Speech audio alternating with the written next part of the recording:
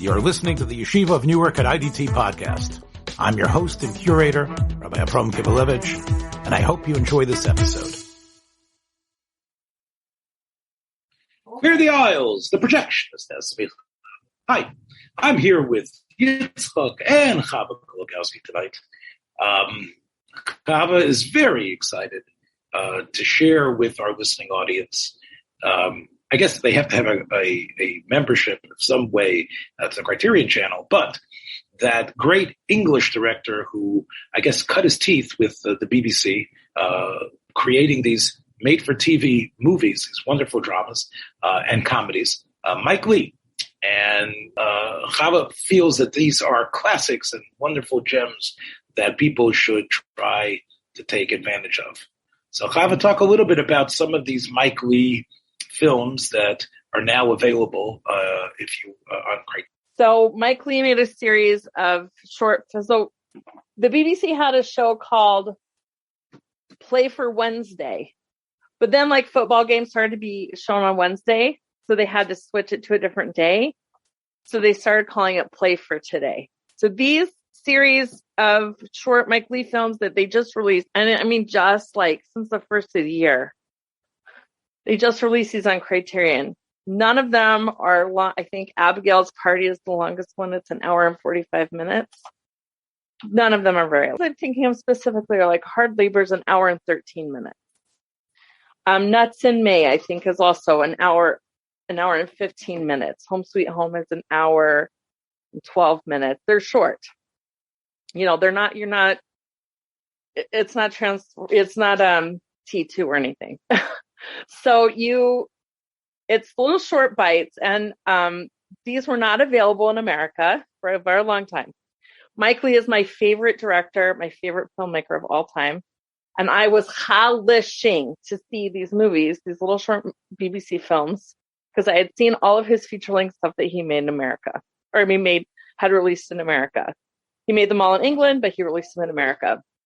So when these came out, I was just like, oh my goodness. And they did not disappoint me. So Mike Leigh has a very interesting filmmaking style. What he does is he writes a loose script, a basic plot, and basic character sketches. And what he does is he assembles the actors a couple of months ahead of shooting, and he makes them basically take the character sketches he's drawn up and formulate their own characters, and they live with each other with these characters for a little while in rehearsals and kind of a method acting sort of thing. And then they shoot the movies. Improv. It's not like the movies aren't improv. It's just that he works it out with the actors what the eventual dialogue is going to be. Right, exactly. And so like it's really very slice of life. It's very real and raw, and he doesn't have any pretense, I would say. The score is also very interesting. It's always like these Oompa Loompa basses and brasses. So they're pretty, it can add some humorous touches, but it's also kind of in poignant moments, also adds to the effect. So anyway, these short films are totally worth seeing. Abigail's Party was a stage play that he wrote, so that one does not fit into the devised Mike Leigh role. It's worth seeing, but I wanted to talk more about Hard Labor and some of the other more strictly. What today is called dramedies. Are these films slice of life? And in other words, it's not like necessarily narrative driven that there's going to be a big change from the beginning of the film to the end of the film. Is it more like observational pieces of the type of normal things that happen to people? Is that what it's about? Yes. It's literally like peeling back a layer of a dollhouse and looking in on this, life, a little piece of some people's lives. And there's no villains and there's no heroes. Everybody's sort of flawed, but everybody's also sort of good. And there's he pokes fun at the class structure in Great Britain a lot. So if that's not your bag, I hear, but I personally find it very funny. So let me just talk about one. Let me break down this one that I absolutely love called Hard Labor 3, 1973. It's an hour and 13 minutes long. Basically, it's this middle-aged woman. She works as a housekeeper for a rich Jewish family. Well, not rich, I want to say upper middle class Jewish family. And all she does basically is work for other people. Her grown children, like her son, she's just working for everybody and not really taking care of herself. And if this sounds bleak and horrible, it kind of is, but there are some humorous moments. There's a really funny moment. So her husband's a night watchman, and you would think that he's the villain of this story because he's really kind of not very nice to her. But in honesty, you see everyone's flaws and you see everyone's good points too. And you have a little sympathy for him. He gets dressed down by his boss. You know, he's this older man, and here's this younger guy who's his boss, who's telling him basically how to just, I don't know, be a night watchman, which is a really basic job. And he comes home and he wakes her up in this hilarious scene where, you know, she spent the whole day slaving, working, taking care of other people. Finally, she's in bed. The only thing she's probably done for herself all day is to take herself to bed. And her husband bursts in and he yells, "Yoy, are you awake?" And the look on her face and the look on his face, if you've ever had a really hard week and then you get awakened for almost no reason whatsoever, you know, he just wants to hang out with her, he has like rheumatism in his shoulder. He wants her to rub his shoulder. And her face is just like, oh my goodness, this again.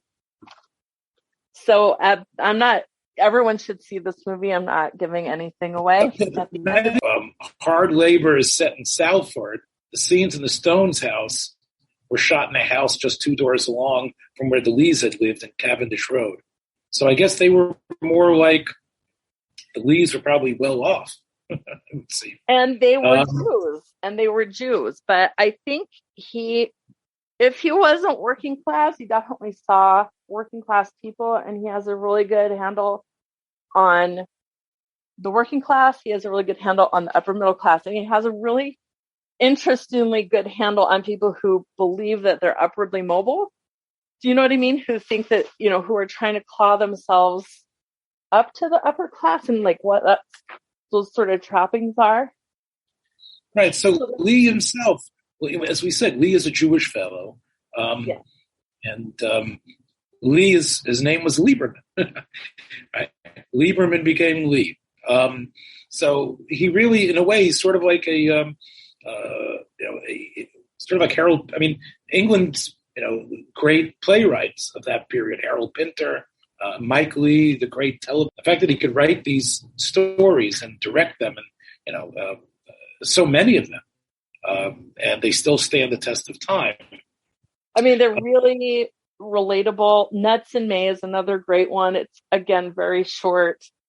It's about 2 different couples who find themselves camping on the same campground, and how different they are and their interactions with each other. And like, this one gets annoyed at that one for, that. I think also, you relate to it so much. You're like, I totally feel that. I've been in that situation, whether it's at work, school, wherever you are. Like, you can relate to being annoyed by another person's idiosyncrasies and their foibles. And I think also Hard Labor might be one of the first films that features Ben Kingsley. Ben Kingsley as a small... It is a very early Ben Kingsley. And I didn't even know it was Ben Kingsley, really. It's before Gandhi, but he's playing... I don't know if he's supposed to be Indian or Pakistani. He disappears into this role. Could barely tell it's Ben Kingsley. I didn't even know it was him until the credits rolled. But he's incredible in it. And Kingsley plays a character called Nassim in this film. I remember some of Leigh's, I agree with you. Leigh gives you life, but it's quite funny. I think his films, they don't bring belly laughs, but I think that you laugh in recognition of seeing a reality portrayed. You know it's a film. You know that you said, although the dialogue originally was improvised, but you know that obviously he has a very distinct purpose in what each character is going to say, because it's all part of his whole what he's after. But it's interesting, I think, that in the United States, the 60s and 70s, it's called these play for Wednesday or play for a day. These are anthology series. And we need, for some reason in America, the anthology series has to be science fiction, it has to be The Outer Limits, it has to be Twilight Zone, amazing stories. I think in England what you have is slice of life week after week. And I think that tells you something about the sophistication of the British viewing audience. Right. Which I think... It's pretty interesting to see that you're right, that it's so different from how it would be presented in America. And I mean, even if you want to compare it to, let's say, what was in the 70s in the U.S., the mystery movie. So you had to have Columbo and McLeod or Macmillan and Wife. The story wasn't just about people. There was a murder that had to be solved. There was something that's going on. And what's fascinating is that what stays with you more? Some sort of contrived murder plot where the person is found out at the end, and somehow the detective is able to work things out. Even film noir, which we extol very much on this program, has a certain arc of tragedy, an arc of failure. There is going to be some sort of a third act where something very dramatic is going to happen. There's going to be a car chase.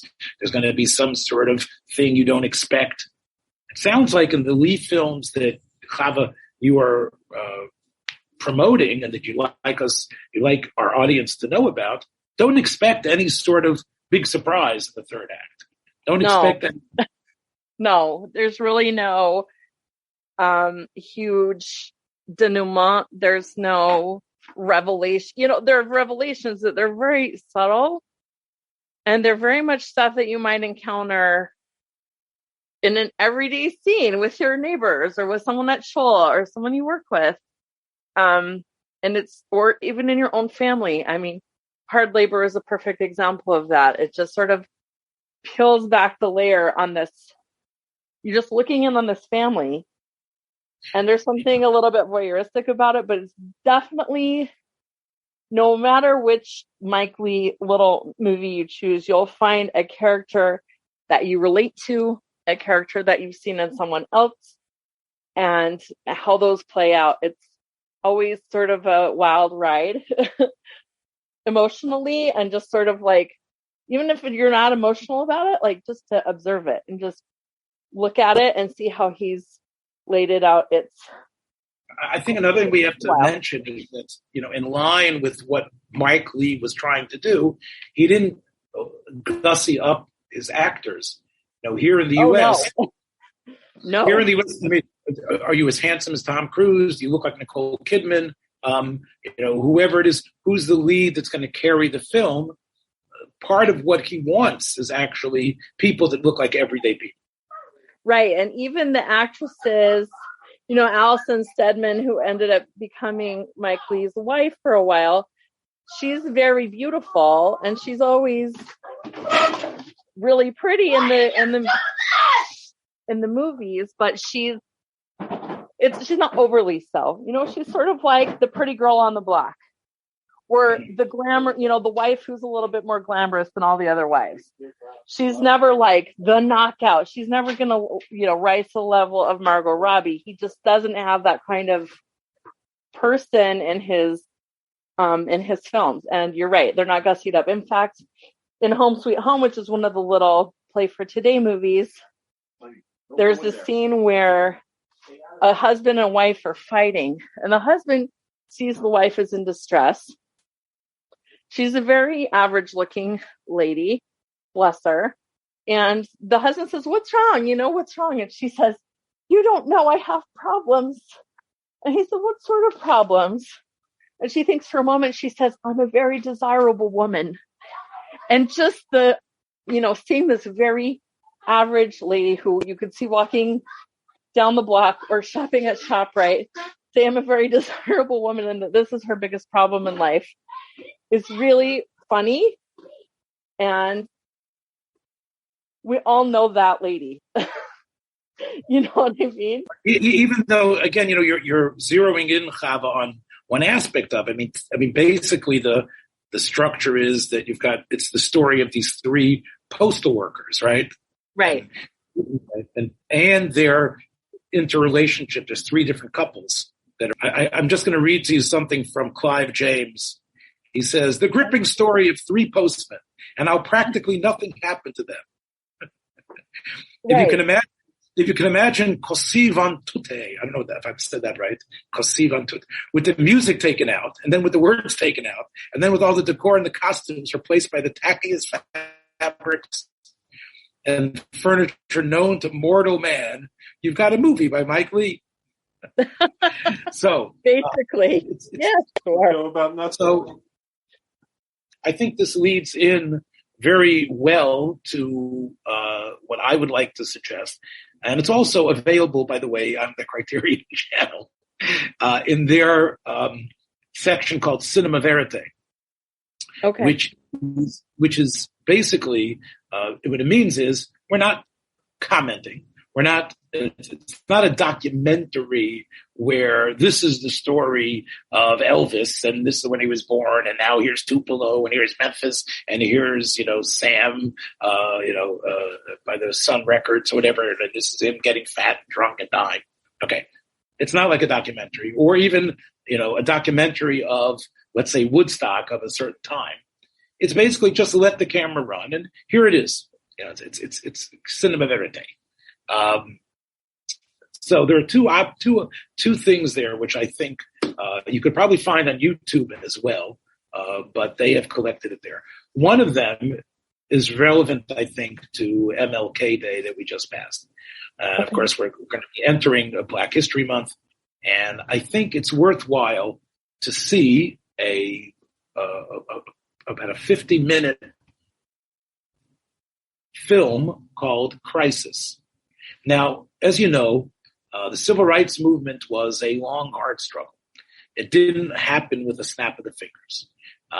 It took a while, and there were many states that were recalcitrant. The last state to stand against the integration of Black students into their universities was Alabama. Those of you that, maybe you've seen it, and our listeners might be familiar with, of course, one of the earlier scenes in Robert Zemeckis' Forrest Gump, where Forrest is a student in Tuscaloosa in the University of Alabama, and he's there when the two Black students are being brought into the university, and standing in the hallway, not allowing them to pass through, is Governor George Wallace. Now, in Forrest Gump, Forrest says, "That man that was standing there in the doorway, I heard that later he wanted to run for president, and then he got shot."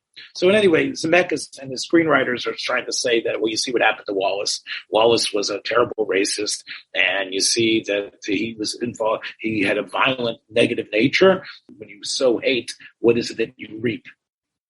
If you watch this film, however, which, again, obviously the people involved in it knew that the ABC cameras were there, but they basically filmed in 1963 George Wallace, because they knew it was happening. George Wallace from Montgomery to Tuscaloosa. Robert Kennedy from his home in suburban Washington at the time, and his office where he was working on the Justice Department. John F. Kennedy, and in the White House, and you've never seen really the Oval Office done as openly as this with the Assistant Attorney General, whose name was Katzenbach. And he was eventually Katzenbach became the Attorney General under Johnson as well. So he was so those four, you have cameras in all four places dealing with this crisis. And the crisis is they know that Wallace is going to stand there. Are they going to federalize the National Guard? We know what happened, of course, in Little Rock, which is when you had actually a sort of standoff between the National Guard and actual troops that were brought in from army bases. But really there's a clause that allows, although the National Guard technically answers to the governor because they're there to protect the state, they are essentially federal troops. And if there's I'm not sure exactly what it's called, but if it's given over to the judge, a mandate from the Justice Department, that flips the National Guard and turns them into troops under the president. Because so in this case, Wallace had the National Guard with him. He also had all the state troopers in Alabama, and they were all there providing the type of muscle and intimidation not to allow the integration to occur. So the camera really takes you into these people's reshus hayochid, as we say, and you see that Wallace isn't the monster that he's made out to be. You get a sense of what was the feeling of the segregationists. You see that even in Wallace's house, ironically, there is a black maid. You see him lovingly embrace his granddaughter. You see Wallace being spoken to by people in the street who are all very praise him for his stance and what he's going to do, that he's going to stand up. And you also hear Wallace explain how he believes in his heart that he's a God-fearing man, and he believes in God, and he believes it's right, and therefore he believes in his heart that the races need to be separate. He believes that this is what's better for humanity, and he definitely can't admit or in any way fathom that he should be labeled evil for what he feels. So, Rabbi Kivelevitz, are we feeling sympathy for him? Like, by seeing him in this natural state? Like, are we empathizing with him? I think, first of all, it takes the fangs off of Wallace. Okay. And I think also, as obvious, he knew who his constituents were. He knew he had, and again, remember ABC, this happened in July it was during the summer session of 1963. The special aired 1 month before John F. Kennedy was shot in October 1963. It took a number of months for them to splice the film together. But to answer your question, I think you need to recognize in this cinema verite that these are real people that are being filmed who know they're being filmed. And they realize Wallace knew that he had to speak to his audience. He had to speak to his people. I don't know if he was trying to convince others to join the segregationist movement. But I think he was by seeing this film, you understand how, at least the depth of feeling against what they saw as the boot and tyranny of the government. You also see references when Wallace walks in the governor's mansion to various Civil War heroes. And he talks about the Civil War, which, by the way, in the South, we call the war between the states. They don't call it the Civil War. And he talks, Chava and Yitzchak, he talks about the fact that they were brave people on both sides. And he talks about the reason why the South lost is because they were outnumbered. And that is also true. There was greater numbers in the North. The North had a larger army. And it's interesting to hear that mindset. I'm not saying that it's not terrible. I'm not saying that I agree with it. But it's interesting to see that perspective from where it was. Right. And it doesn't convince you. And you can see that something could be sort of like Hannah Arendt said about the banality of evil. And you can see how evil or this negative thing entrenches itself. And yet it doesn't necessarily create monsters. You also see Jack Kennedy, I think, in a less than, usually, Jack Kennedy is so handsome, he's good looking, he's so noble. I think or he's this big adulterer who's running around with Marilyn Monroe and all other these women. I think this sort of is a balanced portrait of Kennedy in this hour. You see that he's worried. He doesn't know. He wants to have civil rights legislation that he feels might get derailed if everybody sees them pick George Wallace up and dump him away. You also see Bobby in a different light. I grew up seeing Bobby as a saint. Bobby was this martyr along with Martin Luther King, who died just months after during his election campaign. And of course, he entered the campaign later because he wanted to provide what he felt would be a real voice to unify America. And so many people felt that along with Martin Luther King's assassination, Robert Kennedy's assassination was another sign of how terrible and desperate things were that our savior had died. This film really shows him as an operator. Again, we know he worked with Roy Cohn in the 1950s in the McCarthy hearings. We know that he was not squeaky clean. But this film, really, you see him.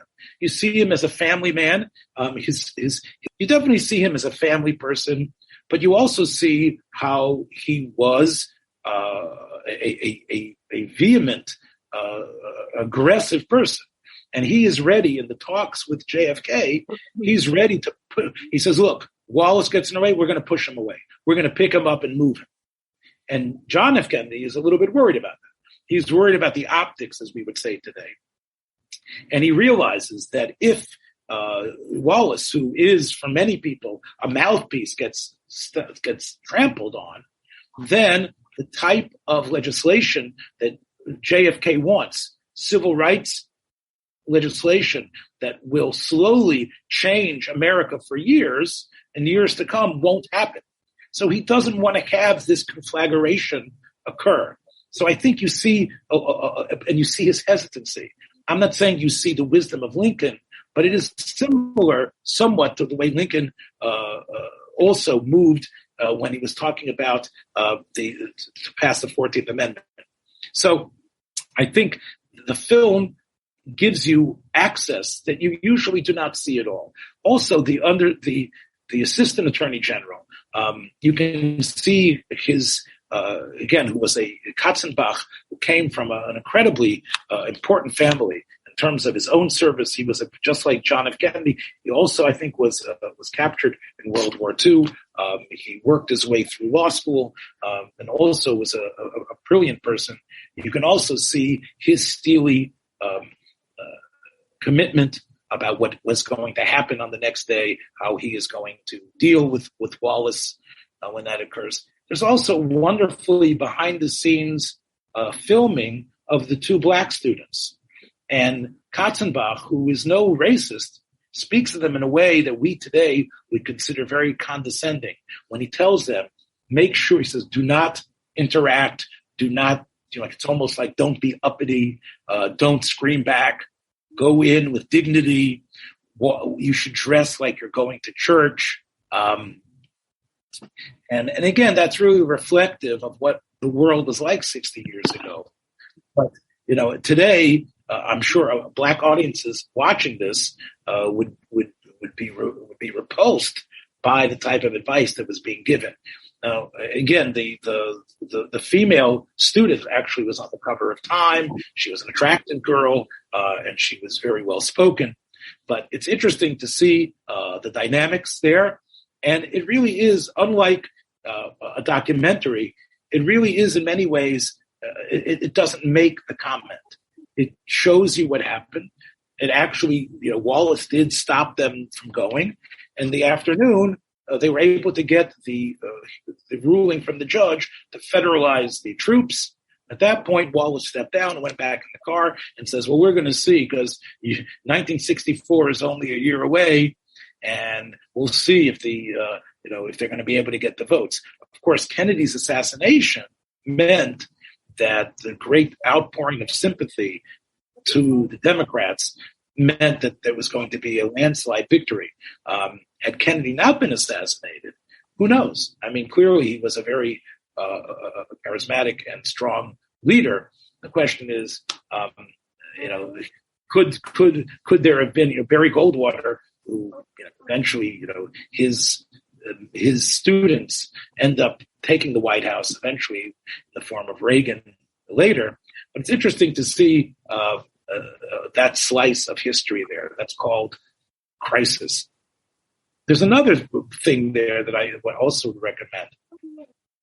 It's from the Maysles brothers. Maysles brothers were two Jewish brothers. You know who they are, right, Chava? Oh, yeah. Oh, my goodness. Grey Gardens and Salesmen. Right. So I want to talk about Salesmen. Let's talk about Salesmen. I know this film very well.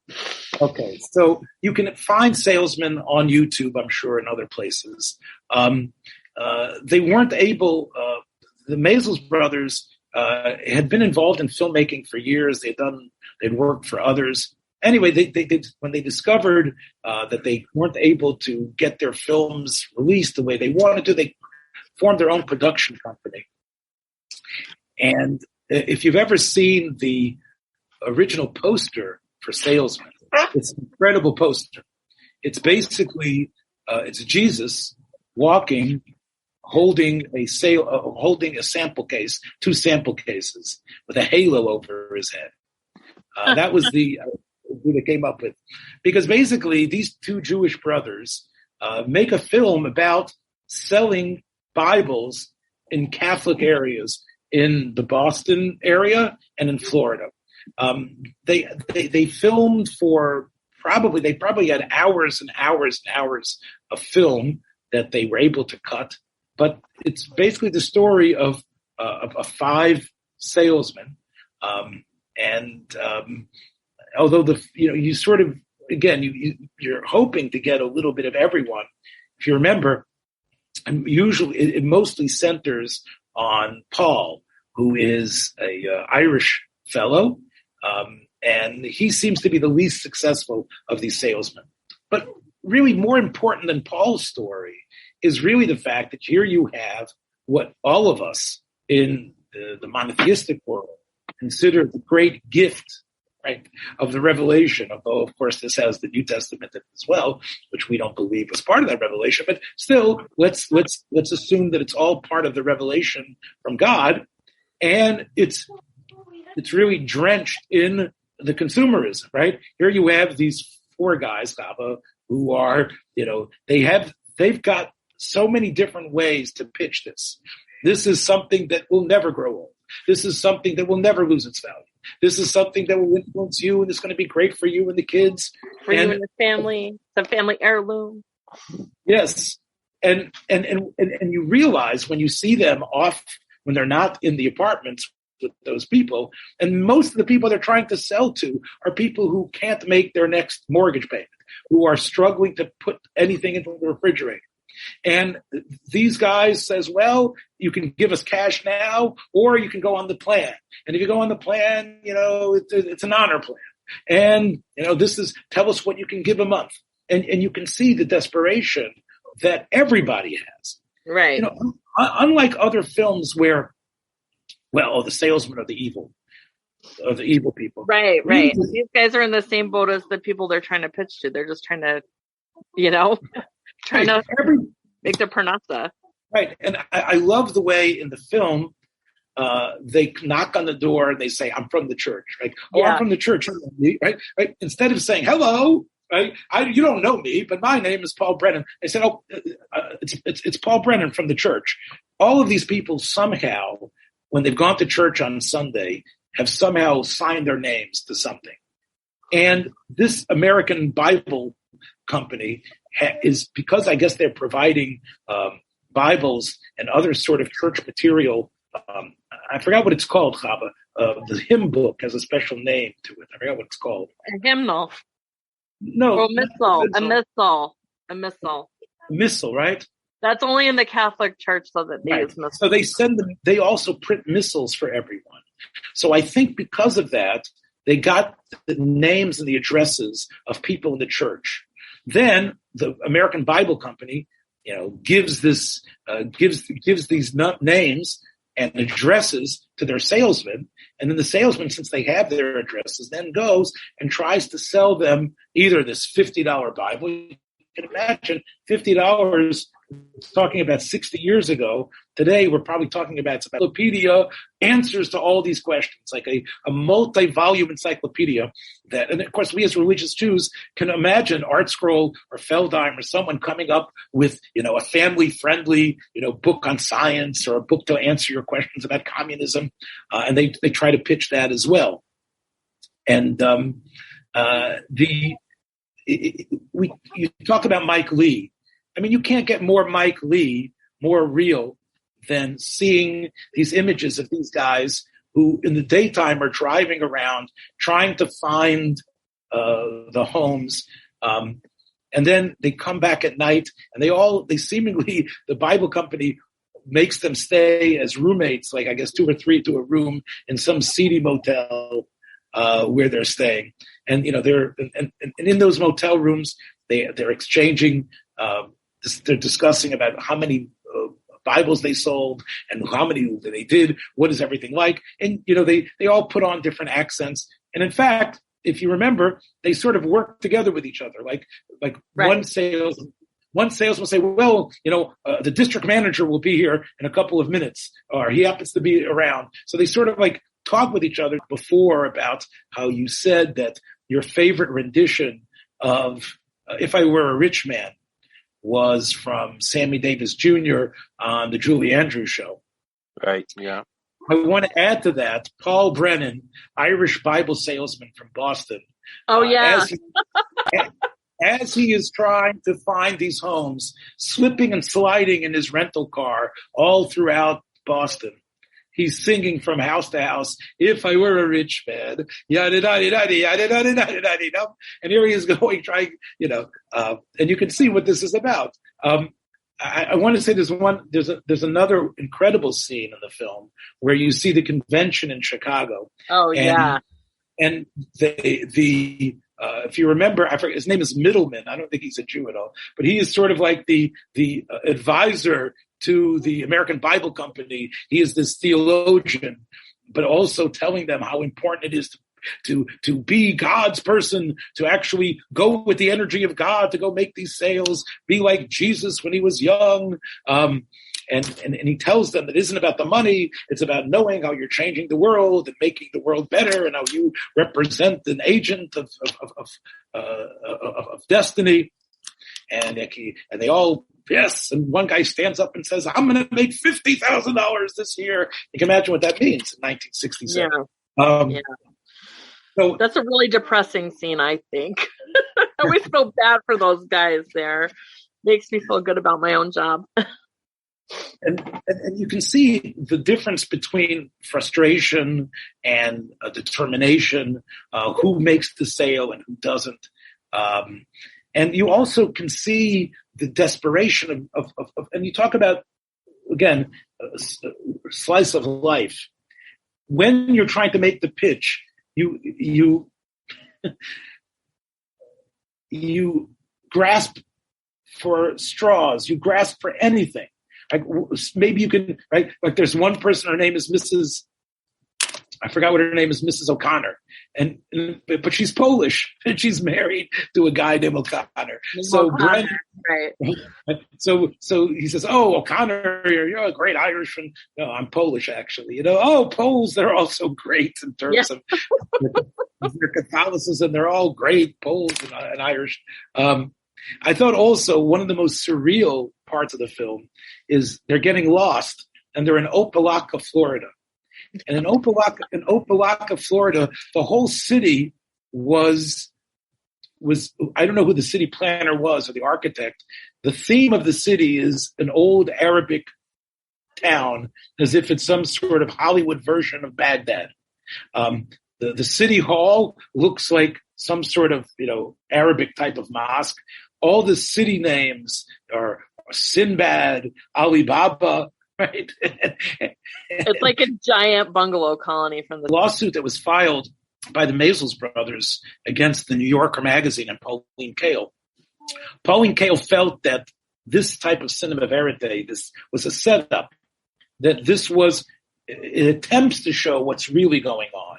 But, she makes it seem that since the cameras are there, and since these actors know what's going on, it's a phony. It's not really a slice of life.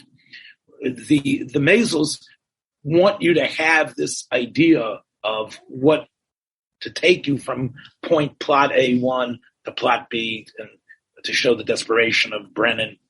And they were going to sue for libel. Because although it's true, and again, this is really an interesting question. When you put cameras on someone, and today we're so used to it, because I think all these television shows are these phony, they're all phony documentaries, like The Office and some of these other programs, or the programs that these shows like Survivor. She makes it seem that since the cameras are there, and since these actors know what's going on, it's a phony. It's not really a slice of life. The Maysles want you to have this idea of what to take you from plot A1 to plot B, and to show the desperation of Brennan. And they were going to sue for libel. Because although it's true, and again, this is really an interesting question. When you put cameras on someone, and today we're so used to it, because I think all these television shows are these phony, they're all phony documentaries, like The Office and some of these other programs, or the programs that these shows like Survivor, or these shows like the Race for the Millions. What's it called again? You know what I'm talking about. Amazing Race. All of these shows work with the various contestants speaking to the camera about what was going on. And you again, we sort of bought into the fact that even when you're under the camera, you forget the camera's there, and this is really true, and this is really happening. And Pauline Kael really raises the point that when you're making a show and you're planning on distributing this and making money, you can't really trust that to really be the slice of life. And so can we ever really know? Perhaps we can't, but these things, I think, come close. I can tell you that my feeling is that you do forget. Again, the camera's there, and you're not going to, and perhaps you're not going to be as ultra aggressive as you would normally. But I do think that once you get used to the fact that this film crew is following you around, I think you do act pretty close to normal. I don't know. What do you guys think? Do you think is it a fiction we like to buy into, that these producers can really give us? We have the Eddie Adams photographers come and photograph us twice, and they followed us around for a few days, and I never got used to it. I was always like on edge. I felt weird, even though they were very nice and very personable, and I didn't feel uncomfortable, with them. I just felt like I always had to be on. Again, maybe if it is that it, doing it for weeks, doing it for a long time, like the Maysles brothers were doing, then maybe it wouldn't be so, maybe you would get used to it, especially if you're at work, and you're trying to close that deal. Maybe, I don't know. Hard to say. I think all these things are as close as we're going to get, because nothing is really real. Not the YouTube channels that they have now. None of the reality shows that we have are real. But it's all of these things that we're describing here are the closest things that we are going to get. It is of life. Is it Mike Leigh's, worked out, carefully slice of life based on his memories, based on what the various actors bring to it? Is that more, this is the way life is? Or is going out and filming life without necessarily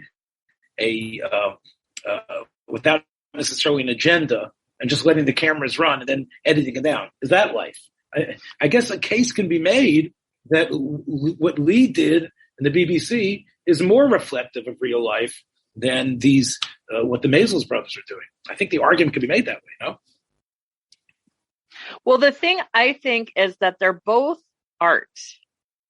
One is sort of a fictionalized version of real life, and one is real life through the lens of two artists. You know what I mean? I mean, the Maysles brothers are really good at what they do. They're really good at bringing us that sort of thing. But it's all art, and it's all a reflection. We're all seeing it through the artist's lens. Just like we're seeing the waterflowers through Monet's lens. We're seeing Starry Night through Van Gogh's lens. It's just through the artist's lens, and it's your own interpretation is like what the reality is. These differences is that there's a script that Leigh had in mind. Whatever you want to say, Pauline Kael's criticism notwithstanding, it's open-ended. The fact that one of the salesmen realizes that he doesn't have what it takes and that he probably isn't going to continue in that job, that isn't necessarily the way things were written originally.